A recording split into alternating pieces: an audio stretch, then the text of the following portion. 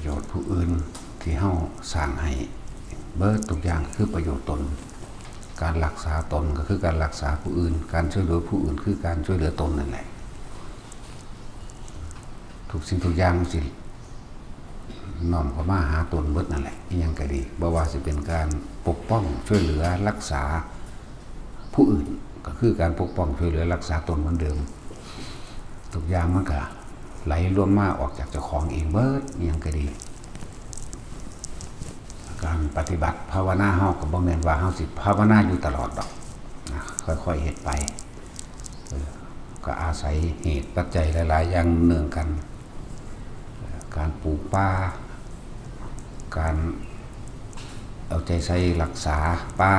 รักษาต้นไม้ที่เฮาปลูกให้มันเป็นออกเป็นหมากเป็นผลจังซี่ก็ว่าเพื่อผลประโยชน์ทั้งผู้อื่นนั่นแหละประโยชน์ผู้อื่นก็ประโยชน์ตนคือเก่านั่นแหละแต่เฮาบ่ได้เฮ็ดเพื่อการแลกเปลี่ยนซื้อขายเฮาเฮ็ดเป็นสังฆะวัตถุเป็นของทานเฮาเฮ็ดเบิ่งความรู้สึกเจ้าของว่าเฮายังหวงอยู่บ่ของกับของอยู่บ่ต้นไม้กูของกูปลูกกูพอใจให้ผู้นั้นกินกูบ่พอใจให้ผู้นี้กินบ่คือให้น้อมเข้ามาเห็นความยึดมั่นถือมั่นของเจ้าของเองนั่นแหละจังว่าคำว่าละกิเลสกิเลส1,500อย่างนี่ก็สัพพะวัตถุทั้งหมดนั่นแหละบ่ว่าคนบ่ว่าอีหยังก็แล้วแต่เรื่องกิเลส1,500เฮายังถือเป็นเจ้าของอยู่บ่แม้การกระทำที่เฮากระทำลงไปเฮายังถือเป็นเจ้าของอยู่บ่แรงกายของเฮาเองมันก็ยังถืออยู่บ่นะทุกสิ่งทุกอย่างก็โดยตน้อมเข้ามาเฮาก็เฮ็ดเพื่อ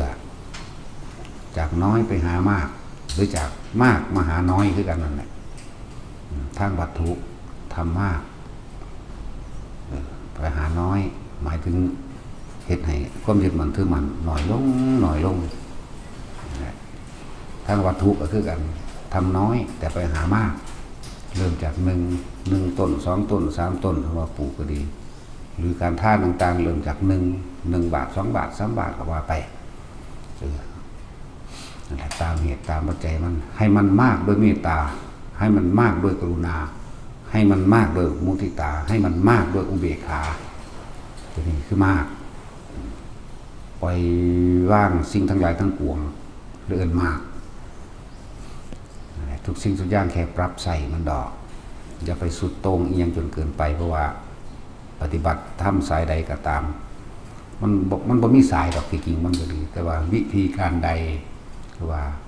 กรรมฐาน40ทัศน์จังซี่40อย่าง40แนวทางแต่มีจุดหมายเดียวกันจังซี่แหละ เพราะว่าเป็นการบัดนี้ท่านมันก็ต้องมีเป็นเครื่องประกอบกันอยู่แล้วบ่แม่นสิมุ่งมั่นแต่นั่งภาวนาอย่างเดียวเดินอย่างเดียวดอกบ่กินข้าวบ่ก็ต้องมีการให้ทานอาหารจะรักษาโรคของลมที่อยู่อาศัยค่อยๆจากน้อยไปหามากเพราะร่างกายนี่ก็ต้องอาศัยวัตถุเหล่านั้นก็เลยต้องมีการเฮ็ดทานเหล่านี้เหมือนกันอย่างสั้นทุกอย่างเป็นเหตุเป็นปัจจัยอาศัยหนุนเนืองซึ่งกันและกันเด้แล้วแม่นเฮาสิสุดตรงเอาอันเดียวนะมีการงานอันใดสิเฮ็ดก็เฮ็ดไปบ่มีก็บ่เฮ็ดแต่ให้สำนึก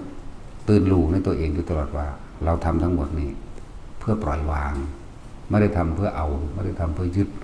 ไม่ได้ทำเพื่ออวดไม่ได้ทำเพื่อให้เป็นของตนแต่ทำเพื่อให้หมดตัวตนนั่นแหละเวลาเมื่อยมากมันจะเป็นยังไงห่อนมากเป็นยังไงขุดดินแข็งดินแกนเบิ่งความรู้สึกเจ้าของกูไปเฮ็ดหยังกูเฮ็ดไปเฮ็ดหยังกูเฮ็ดเพื่อหยังกูคือเมื่อยนั่นแหละเฮ็ดสาระความเห็นแก่ตัวเฮ็ดสาระออกมันก็หลายๆอย่างเป็นเครื่องประกอบกันพุทธเจ้าเฮาในสมัยศาสตร์ก่อนที่ตรัสรู้ตั้งแต่อาศัยท่านอาศัยมื้อนี้แหละเป็นเครื่องเป็นพาหนะสมัยเพิ่นเป็นอย่างละมะคะมะนบกับหมู่พวกที่เป็นหัวหน้า นายกองหมู่แน่32 คนขุดน้ำขุดสระน้ำปลูกบัวปลูกนั่นปลูกนี่พวกผู้ยิ่งก็พากันปลูกพักปลูกหญ้าปลูกต้นไม้ไปตั้งโรงท่านไว้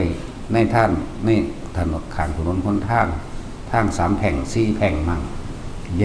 กออกอันนี้ให้พ่อค้าพักอันนี้ให้ยายจกบริโภคพัก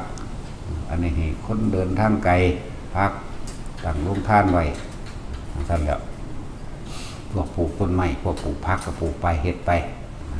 เพิ่นก็อาศัยสิ่งเหล่านี้แหละอาศัยสละความเห็นแก่ตัวออกมาที่ละเล็กที่ละน้อยไปเรื่อยเด้ล่ะแหละขนาดทำดีถึงขนาดนั้นเด้คนเจ็บไข้คนป่วยก็รักษาคนก็มีหมอมีหยังเพิ่นคือกันนั่นแหละคนอิจฉาก็ยังมีเหมือนเดิมนี่มันมีมาแบบนี้อยู่แล้วเด้อคนอิจฉาก็ค่อยแสดงตัวกันแก่งว่ากำลังส่องสุมกำลังเพื่อที่จะยึดเมืองว่าไปฟ้องพวกเสนาอำมาตย์เพื่อเขาฟ้องข้าราชการเมืองนั้นเมืองนี้เดี๋ยวนี้ล่ะบ่ต่างกันดิไหลร่วมขึ้นไปหาผู้พิพากษาขึ้นไปจนฮอดกษัตริย์พระราชขาดการพิจารณาไตร่ตรองเพราะว่าอย่างหลายอย่างที่คนบ่ได้มาคุกคีบ่ได้มาเห็นด้วยกับเฮาคนที่บ่เห็นแต่ว่าเสื่อการได้ยินได้ฟังอย่างว่านั่นแหละตายแล้วก็จับเขาจะเอาไปมัดไปไหลไปร่วมกันไว้แต่ดีแน่มันก็มีคนดีแสกซ้อนออกมาคือเก่าแหละมาถัดท่านไว้ถามซอกแซกนะแต่ว่าเกือบได้ละแต่ว่าหูจักว่าคุณธรรมความดีเกิดกลายเป็นบุญญาฤทธิ์เป็นอิทธิฤทธิ์โดยสัจจะโดยความจริงใจของตนเองเป็นเครื่องปกป้องเองจับหมู่คน32 คนทั้งพวกผู้ยิ่งพร้อมที่มารวมกันนั่นแหละผูกมัดไว้ปล่อยสร้างใสสร้างแลนเข้ามาไกลๆสร้างแลนเข้ามาห่างจากหาว่าสร้างเกิดหัวเข้าสุดซุบรุบตัวลงพรุบพึบลงมาแต่ว่าสร้างนั้นนะเสร็จยกมือขึ้นเหมือนรุดดังว่ากราบไหว้คือคนไหว้คือย่อมทำความเคารพในคุณธรรมความดีมคะมโนผลก็ตั้งสัจญาธิฐานตามความเป็นจริงของผลพวกข้าพเจ้าทั้งหมู่คณะนี่ที่กระทำคนนี้ไม่เคยคิดการใดๆในการที่จะทำร้ายเบียดเบียนให้ผู้ใดผู้หนึ่งเสียชีวิตและทรัพย์สินไม่มีความคิดในการใดๆที่จะต้องการกบฏเพื่อเอาบ้านเมืองของบุคคลผู้อื่นที่ทำนี่เพราะว่าเห็นความยากจนของยาจกวรรณภพขอทานเห็นความลำบากของคนเดินทางไกลช่วยเหลือของคนสิคลอดลูกแล้วก็เห็นความสำคัญของนักพรตนักบวชทั้งหลายมีฤาษีเป็นต้นเมื่อกี้มันมีฤาษีชีไพ่ทั้งหลายก็มีเพิ่นตั้งสัจจะแบบนี้ที่คิดว่าจะทำการใดๆเพื่อก่อการกบฏดังคำที่เขานินทากล่าวตู่ใส่ร้ายนั้นเป็นอันไม่มีเพิ่นเว้าเท่านี้ได้ล่ะเพิ่นเว้าเท่านี้แหละเพิ่นเป็นสัจจะเพิ่นนึกในใจเพิ่นเองสร้างแล่นเข้ามาห่างจากหานี่คุบเข่าลงปึ๊บทันทีเลยหมูบลงหมอบลงทำความนอบน้อมนะนั่งมีในหันแหละทุกคนมั่นใจในธรรมในความจริงของตนมั่นใจในความบริสุทธิ์ใจของเจ้าของเองเข้ามาบริสุทธิ์ใจนะเฮาเหตุเพื่ออย่างความจริงของตนเองเราทำเพื่ออะไรนั่นแหละเราทำเพื่ออย่างนะสังฆะวัตถุโดยการสงเคราะห์โลกที่เฮาเฮ็ดปลูกผักผลไม้รากไม้ของอยู่ของกินสร้างถนนหนทางขุดน้ำนั่นนี่เฮ็ดสะพานครบเบิดได้นี่ที่พวกเฮาเฮ็ดอยู่นี่บุญอันใดที่หาประมาณไม่ได้ก็คือบุญแห่งการปลูกป่าเป็นที่พึ่งพาของหมู่มนุษย์และสัตว์ทั้งหลายพวกนี้อานิสงส์ใหญ่พระพุทธเจ้าเฮาก็เฮ็ดมาบ่แห้งแล้วนั่นแหละขุดน้ำบ่อกอศาลาภาษาโบราณอีสานเฮาเพิ่นเว้าไว้ว่าขุดบ่อน้ำหลายทีเด้เพิ่นขุด แล้วก็เลี้ยงปูเลี้ยงปลาปลูกผักปลูกหญ้าไปเลยบางหันบางนี่ตั้งโรงทานแต่ละทีพวกเขาเฮ็ดอยู่นี่ก็โรงทานว่าแต่มีงานในการทำบุญทำทานนะสถานที่ใดวัดใดก็ตามเฮาก็เขาขอมาเฮาก็เฮ็ดไปหรืองานในพระราชกุศลต่างๆจังซี่เฮาก็เฮ็ดไปหรือบ้านเมืองมีความเดือดร้อนหมู่สงครามชายแดนจังซี่เฮาก็จัดอาหารเครื่องใช้สอยจำเป็นสำคัญคืออาหารยารักษาโรคเครื่องหุงห่มหมู่นี่เราก็จัดไปเครื่องอำนวยความสะดวกต่างๆนี่คือเฮาก็เฮ็ดครบเบิดล่ะว่าสิลงทานโดยทั่วไปตามวัดต่างๆเวลามีงานบ่ว่างานศพบ่ว่างานใดก็ตามเฮาก็ซอยเหลือกันงานนำบ้านนำเฮือนคนเฮาก็ยังซอยเนาะเรื่องว่าสงเคราะห์เป็นสงเคราะห์เป็นสังฆะวัตถุอันเป็นสงเคราะห์โลกวันนี้ก็สงเคราะห์โดยธรรมอีก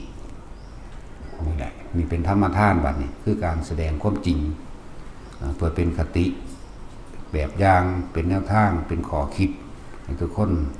อยู่รวมกันโดยบ่เบียดเบียนกันนี่สงเคราะห์โดยธรรมสองอย่างสังฆะวัตถุและตลอดทั้งธรรมทานเดี๋ยวเฮ็ดนี่เดี๋ยวนี้ก็อาศัยฟันเฟืองหรือทุกๆคนนั่นแหละมารวมมือกันสมัครสมานสามัคคีกันรวมกันมันจึงจะเป็นไปได้ไว้ทุกคนคำว่าเสียสละให้มันเสียสละจริงๆเด้อบ่แม่นเสียเพื่อยึดแต่ว่าล่ะเฮ็ดหยังก็ตาม